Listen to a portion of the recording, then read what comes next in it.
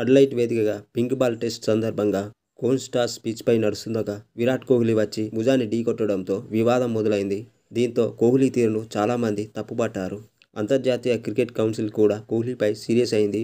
Kohli match ఫీజులో ICC 20% కోత విధించింది. అయితే తాజాగా ఈ వివాదంపై ఇంగ్లాండ్ క్రికెట్ జట్టు మాజీ కెప్టెన్ స్టీవ్ హర్మిసన్ కీలక వ్యాఖ్యలు చేశాడు. అడిలైడ్లో యువ ఆటగాడు ఖాన్ స్టార్స్ పట్ల విరాట్ కోహ్లీ వ్యవహరించిన తీరు సరికాదు. ఆ సమయంలో విరాట్ మితిమీరి ప్రవర్తించినట్లు అనిపించింది. అతను చేసిన పనికి నిషేధం విధించి ఉండాల్సింది. విరాట్ కోహ్లీ అంటే నాకు కూడా ఎంతో ఇష్టం. అతడు జెంటిల్మెన్ గేమ్కు ఎంతో వన్నె తెచ్చాడు. కానీ దేనికైనా ఒక హద్దు ఉంటుంది. అది మీరి ప్రవర్తించకూడదు. ఇక ఖాన్ స్టార్స్ అద్భుతంగా ఆడాడు. నిజంగా అతడి స్కూప్ షాట్లు నన్ను ఎంతగానో ఆకట్టుకున్నాయి. అయితే హిట్టింగ్ వరకు సరే, కానీ అతడి వద్ద డిఫెన్సివ్ టెక్నిక్స్ ఉందా లేదా గుర్తించాలి. టెస్ట్ క్రికెట్లో డిఫెన్స్ స్కిల్స్ కూడా చాలా ముఖ్యం. డేవిడ్ వార్నర్ వారసుడిగా అతడు నిరూపించుకోవాలి. ఇంకా చాలా భవిష్యత్తు ఉంది అతడికి. ఇంకా కేవలం 19 సంవత్సరాలు మాత్రమే అని టాక్ స్పోర్ట్స్కి ఇచ్చిన ఇంటర్వ్యూలో హర్మిసన్ పేర్కొన్నాడు.